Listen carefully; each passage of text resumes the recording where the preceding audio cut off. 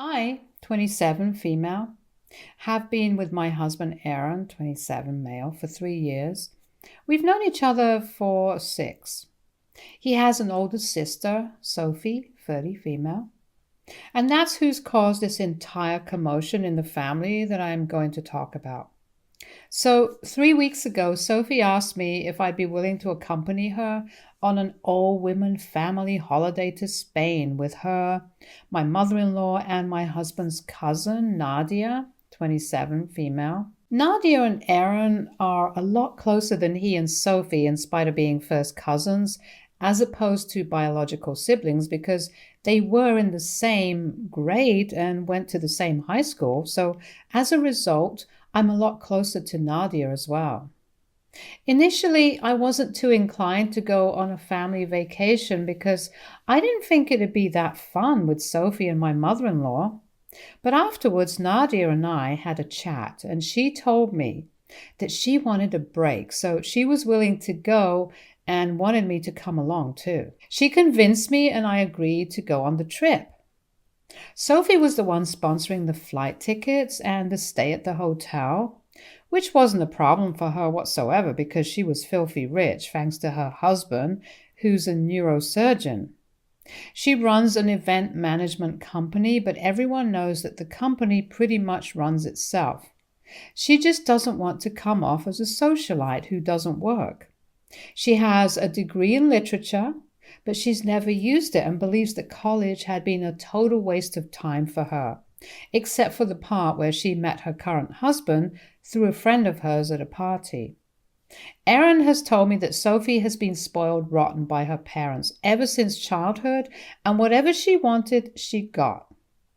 That has extended into adulthood, and even now she thinks that just sulking, pouting, and the silent treatment will be enough to manipulate people into doing what she wants. It doesn't help that her husband and her parents still encourage such infantile behavior, but Aaron, Nadia, and I know when to ask her to cut the crap so she doesn't try to behave the same way with us. If I'm being honest, I've never particularly liked Sophie, but since she's never been outright mean to me, I've put up with her for the sake of the family. Anyway, I agreed to go on that trip with her, and 3 days back, we were finally about to leave. The airport is kind of far away from my house, so I had to leave early, and I ended up reaching there about half an hour early as well. I was pretty bored while waiting for the rest of the party to arrive, so I decided to go scroll through my phone instead. That morning itself, unfortunately, my phone's vibration motor stopped working, and so it wasn't buzzing whenever I received a notification like it usually does. I didn't have the time to repair it that day, so I decided I'd do it once I returned from the holiday. It was purely by luck that I had been on my phone when I received the message. I received an image from Sophie where she'd sent me the screenshot of text she'd received from a number I didn't recognize. The conversation had an image followed by a text, and once I downloaded it, I opened the image to check out the contents because it felt bizarre that Sophie was sending me the screenshot of someone else's conversation. As soon as I did, my blood froze because the picture had been clicked right outside of my house by someone who had a pair of scissors in their left hand. Within seconds, I received another message from the same number. "Tell your darling brother's wife that I'm back." Sophie followed that screenshot up by saying that she'd received this text from an unknown number a couple of minutes ago and that she was terrified because she thought Aaron was in danger now. That was all I needed to go into panic mode because I actually have a history of being stalked, and it was literally the single most terrifying phase of my life. Back when I was in college, I had a stalker who would randomly click pictures of me from the back and send them to me throughout the day. He wouldn't text me on my number, but would use dummy social media accounts to talk to me. He'd ask me to meet him at certain spots, but he'd never show up. I wouldn't go unarmed, and I was trained in jiu-jitsu, but even then I felt very afraid of what would happen. This went on for 2 whole months, and I didn't tell anyone because I was scared of what he might do if I did. Initially, I tried to get the guy to stop, but he texted me and told me that if I breathed even a word of this to anyone, then I'd be in big trouble, and had even sent me a similar picture from right outside my parents' house to threaten me, scissors and all. I was terrified, so I didn't tell anyone and just kept silently praying for my safety whenever I'd have to attend classes. After the first few weeks, I stopped leaving my dorm room for anything but glasses and food, and eventually it got to a point where I refused to leave my room at all because I kept receiving pictures of myself so frequently. It was then that my roommate finally realized that something was wrong and forced me to tell her, and after that we went to the police to report this. Within a few days, an arrest had been made, and very ironically, it happened to be a guy from the computer engineering department. He was a senior and had a history of making girls on campus feel creeped out or harassed. Unfortunately, he'd taken a liking to me, and so he'd started stalking me, and because he specialized in cyber safety, he was able to find out a lot about me from my social media accounts, which happened to be public at the time. He'd also simultaneously been stalking another girl who hadn't reported this for the same reasons as me. Once he was caught, he was kicked out of college, and that was the end of him terrorizing me and other women. From what I heard, his parents took him back after a couple of days, and he ended up back in his home country. It's been several years since that, and I had almost forgotten about him, but as soon as I saw that image, all the terror came rushing back, and I instantly called 911. I told Sophie to get to my house ASAP, but luckily forgot to mention that I'd called the cops already because I was more concerned about trying to warn Aaron instead. I got a cab within minutes and started trying to call my husband desperately because I knew that he was still asleep. It was 8 in the morning at the time, and my husband has a tendency to sleep late on the weekends, so I knew it wouldn't be easy for me to get through to him. But luckily, he did answer me when I called him for a third time. I could tell that he'd just woken up because he sounded drowsy, but I didn't have time to spare. So I told him to arm himself with something heavy, lock himself in the bedroom, and block the door somehow. He was confused, but as soon as I mentioned the picture, he told me he understood and did as I told him. I stayed on call with him throughout the 45-minute cab ride home, even as the cops arrived and inspected the house. I did not check my phone in the meantime, and since the vibration feature was gone, I wasn't getting any physical reminders from the notifications to remind me either.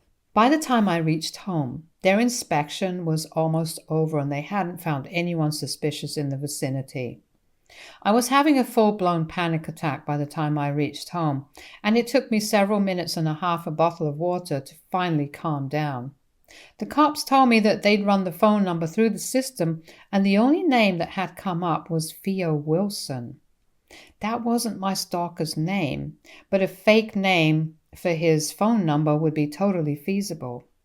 By then, I'd forgotten about Sophie and my phone and hadn't checked it in a while because I was just so relieved to see that Aaron was safe. The cops who'd come to my house informed me that they'd sent 2 cops separately to pay this person after the cybercrime department had tracked the sender and were currently bringing them to the police station. Aaron and I headed over to the nearest police station. Within a few minutes of our arrival, Sophie was dragged in by 2 cops while she sobbed violently. I think most people have been able to guess what happened by now, and yeah, it's exactly what you guys think. For whatever reason, Sophie had thought that it would be a good idea to pull a prank on me this morning just to mess with me a little before our trip. She'd met a friend of mine from college for work a couple of days back, and of course, I'd come up while they were discussing families, and once they discovered the connection, my old college mate told her all about my stalker in college, which was something I'd become very popular for. I'm not bragging, but after the stalker incident, my popularity among the students and teachers alike had pretty much skyrocketed because everyone likes a good scandal. I never thought it was fun to be pointed at and whispered about, but people had remembered, and I guess we're still talking about it. After finding out about my past stalker, Sophie had decided that she was going to prank me on the morning of our flight, and it'd be fun. So she'd used a phone number that she'd taken up a couple of days ago under a fake name just for this purpose, to text herself an image that she'd clicked a few days ago right in front of our house, with the scissors and an outstretched arm. Of course, now that I paid attention to the hand that I saw in the photo, I could tell it wasn't a man's hand at all. But she'd made the effort to remove her nail paint, so when I received that picture the first time, it was hard for me to tell, while being so panic-stricken at the very idea.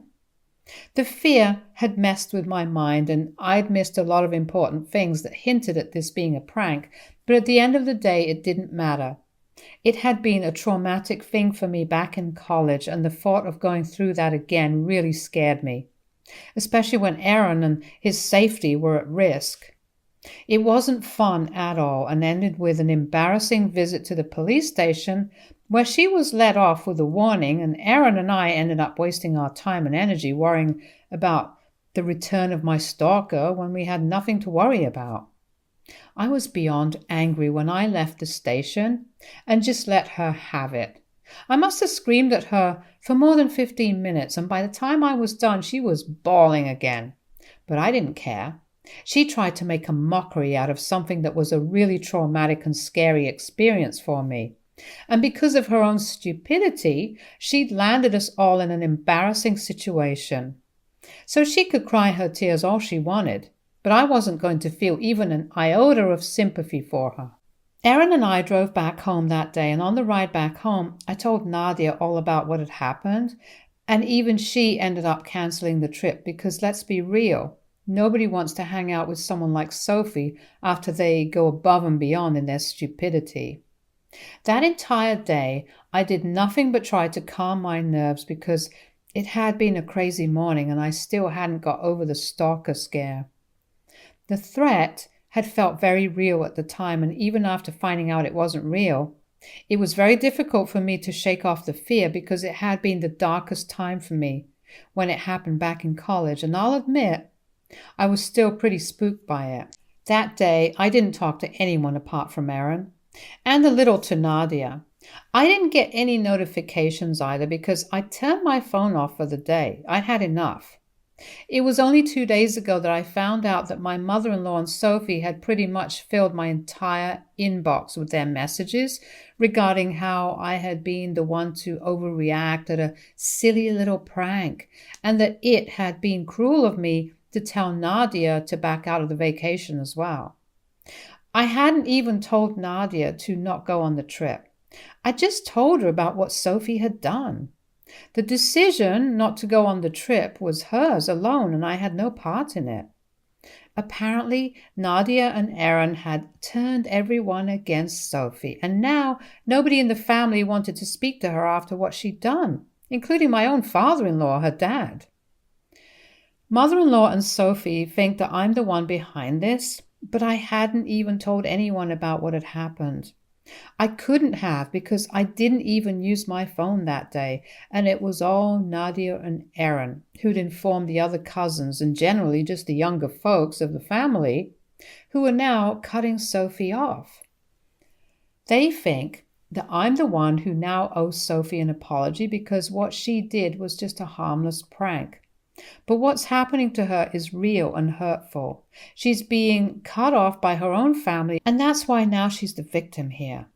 I spoke to Aaron about this after I read their texts, and he told me that there's no reason for me to feel sorry for her at all, and neither does he and Nadia feel sorry for telling everyone else about this.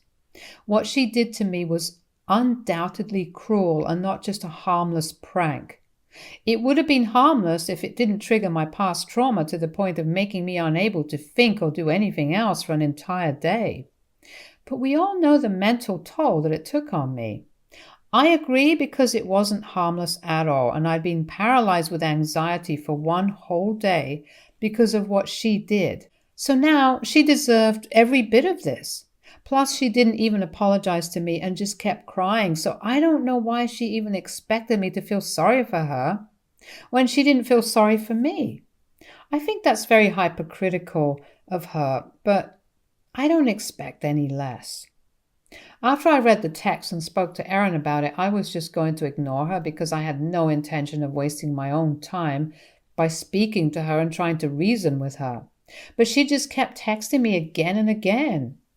It was clear that she was just trying to make me feel guilty about what had happened. And I knew that she fully believed that she could manipulate me into apologizing and getting the family back on good terms with her again. It just got on my nerves after a while, so in a moment of frustration, I actually ended up responding to her.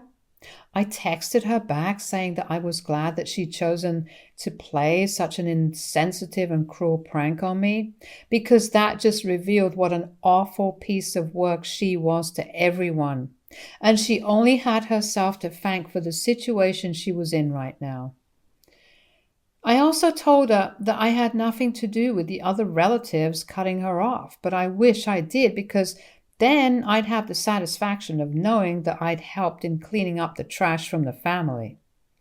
I ended the message by saying that she was as much of a pig on the inside as she was on the outside, referring to the fact that she was slightly on the chubby side. I'm not generally someone who judges people by their bodies, because I have been bullied for my own body in the past for being excessively skinny. But here, I just wanted Sophie to feel bad. I knew she was insecure about her weight, so that's where I chose to hit her, because I knew it had hurt. I don't know if I was too hard on her, but I did feel good after I sent that message. I tried very hard to keep my opinions to myself and my temper under control, but she just kept texting me and went on pushing and pushing until I finally lost it. So I replied to her and called her trashy, because that's how I felt about her after the prank she tried to pull off. I used to tolerate her earlier, despite her spoiled and insensitive behavior, but this was way beyond my tolerance now. I kept my phone aside after sending her that text and tried to distract myself by watching a movie, and only came back to my phone after 3 hours. When I finally checked my messages, there was a new message from Sophie where she said that she'd considered me a good friend of hers all along, and that's why she'd expected me to forgive a tiny mistake of hers without her having to beg for forgiveness, since it was implied that she was sorry. I don't know what that means, but I guess that made sense to her. Then she said that if I was just going to be rude to her, then I shouldn't have replied to her at all, instead of going out of my way to be horrible and make her feel like crap. I should have just ignored her like I was earlier, but I chose to be cruel just to hurt her, which made me just as trashy as her. I don't like Sophie much, but she does have a point, I guess, and maybe I shouldn't have said the things I said. I was just really angry with whatever she'd done, and the way she was still trying to pin the blame on me instead of accepting that she screwed up was making me feel even angrier. She's the one who kept pushing me by trying to gaslight me into believing that this was somehow my fault, and I just couldn't take that, so I guess I went a little too low. The only thing I feel bad for is shaming her for her weight, because I know how bad that feels. However, I still don't think she has any right to even approach me and demand an apology after what she did to me. If she'd just been a decent person and owned up to her fault, maybe we wouldn't be here at all. Erin doesn't think I should apologize because she deserved to be called out. She'd hurt me first, and then continued to try and hurt me by gaslighting me and manipulating me by insisting that she was somehow the victim here. He doesn't think I should even feel sorry for her. Nadia, on the other hand, does think I was a little too hard on her, so I'm divided right now and have no clue on how to go about this right now. And that's why I'm here, to ask the Reddit community to help me out right now, because I would hate to stoop to the same levels as Sophie just to get back at her. I love Aaron, but he's not always the best person when it comes to emotional situations like these. And I also love Nadia, but she's a little too emotional, unlike Aaron. And what I need right now is completely unbiased judgment, keeping in mind the circumstances. So AITA for calling my heavy sister-in-law a pig to insult her insecurities after she tried to pull a prank on me that made light of my past trauma? Update 1. Hey, so I read the comments on my original post and I respect everyone's opinions, but I couldn't help myself and did apologize to Sophie for the pig comment that I made. I'm not sorry about anything else that I said, but I just couldn't live with myself knowing that I'd attacked someone for the way they look, knowing how bad it had made me feel when I'd gone through the same thing in the past. So, as someone who knows how it feels to be bullied for things that are not in my control, I think I did what I had to get this thing off my conscience.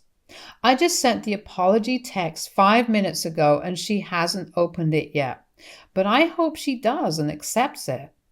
Although I'll be fine even if she doesn't, because I'll know that I tried my best, and after that, it's up to her if she wants to accept the apology or not. I'm not speaking to my mother-in-law, though. She had no part to play in any of this, so I don't know why she felt the need to rush to her daughter's defense, especially when she knew what Sophie had done was wrong. Literally all of her texts were like, yeah, Sophie screwed up, but... Or, I understand why you're mad, so if she knows why I'm annoyed at Sophie, then why exactly does she expect me to apologize to Sophie? Doesn't even make sense. Honestly, I just think she wants me to feel bad for Sophie, but I'm 100% sure that had our places been swapped and I had done something like this to Sophie, then she wouldn't have had the same attitude. That's for sure. Aaron isn't too happy that I chose to apologize, but he thinks that I'm a good human being and that's why I'm going so easy on his brat of a sister. Nadia is happy about my decision and even said that she's really proud of me. So I guess I'm okay with what I did. Update 2. Sophie just responded to my apology. It's been several hours since I sent that text, and just half an hour ago she replied saying that it was fine, but she didn't expect any better anyway. She said that she was a little shocked, but it's fine because she understands now that we're not friends, never were, and definitely won't be in the future. For what it's worth, at least she did say that she was sorry for trying to mess with me and using something so traumatic against me. Had she known that there would be such horrible consequences, then she never would have gone ahead with the prank at all. I mean, I don't think she should have gone ahead with the prank like that in any case, regardless of the circumstances, because it's just gross and disrespectful, but at least there was an apology. She was very passive-aggressive about the whole thing, and I could tell that she'd racked her brains to try and come up with something that would be equal parts infuriating and apologetic, and had finally concocted this sorry excuse of an apology. But hey, something's better than nothing, right?